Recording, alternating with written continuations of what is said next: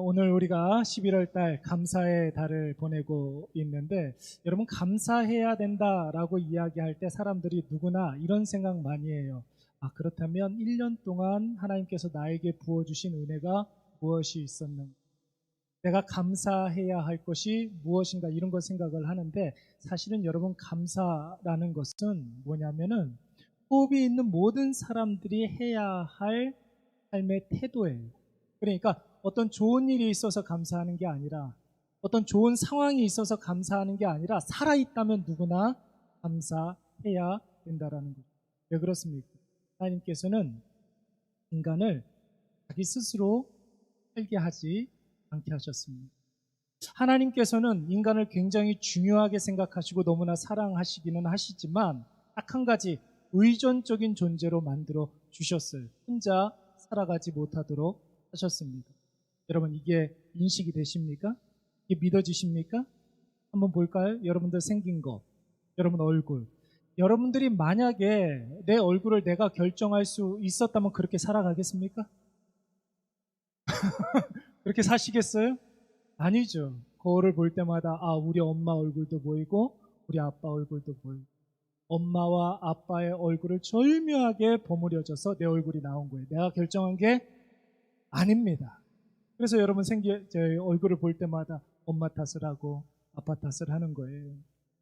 여러분, 사람이 살아가는 데 있어서 중요한 건 네 가지가 있잖아요. 호흡, 체온, 맥박, 그리고 혈압.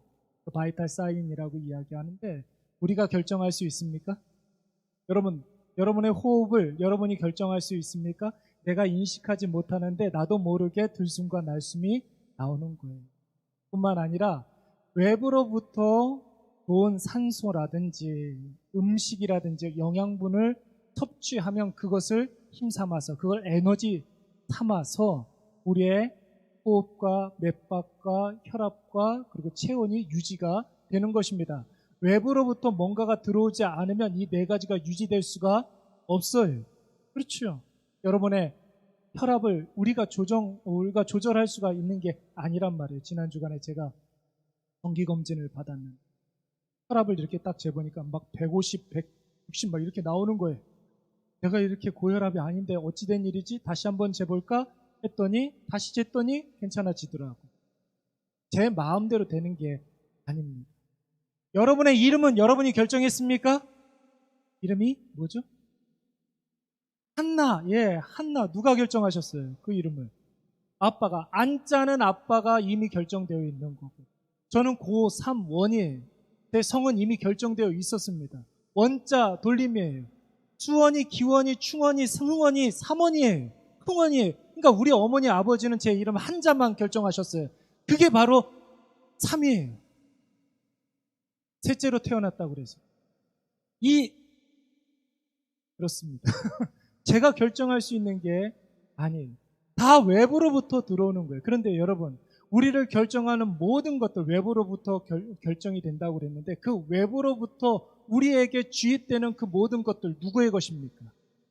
하나님입니다.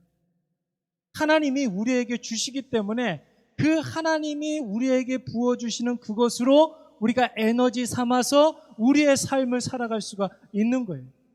하나님께서 우리를 중요하게 생각하시고 우리를 너무나 사랑하신다고 하셨다면, 여러분, 천지창조의 과정 가운데 몇 번째 만들어야 되겠습니까? 제일 중요하니까, 제일 사랑하니까 첫 번째 만들어야 되지 않겠습니까? 그런데 하나님께서는 우리를 그렇게 만드시지 않았습니다. 여섯 번째 날 만드셨어요. 왜 그랬을까요? 인간은 의존적인 그런 존재이기 때문에 첫째 날부터 다섯째 날까지 인간에게 필요한 모든 것들을 하나님께서 이미 다 만들어 놓으시고, 천지창조의 과정에서 느끼게 될 그 모든 불편함을 우리에게 짊어지게 하지 않았습니다.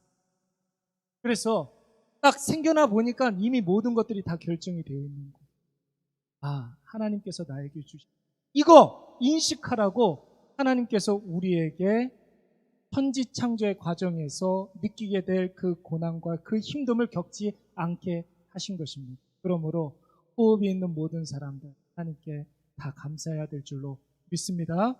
여러분, 생각을 해보세요. 그래서 우리 이렇게 이야기할 수 있어야 되겠습니다. 제가 들숨일 때 하면 여러분들 그 다음 자를 읽어주세요. 들숨일 때,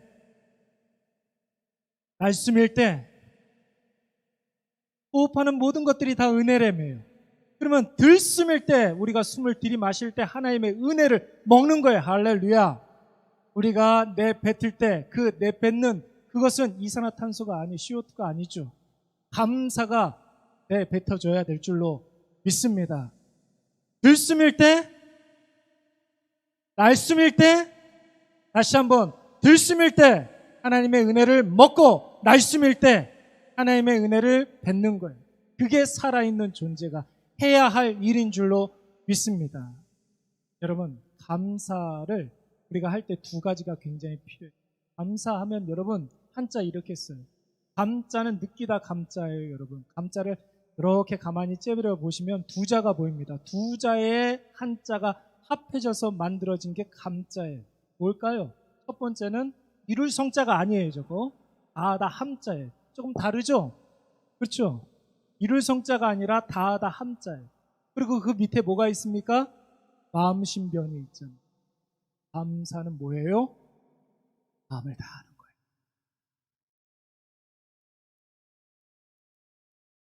내 마음속에 하나님의 은혜가 충만해야 할 수가 있는 게 감사.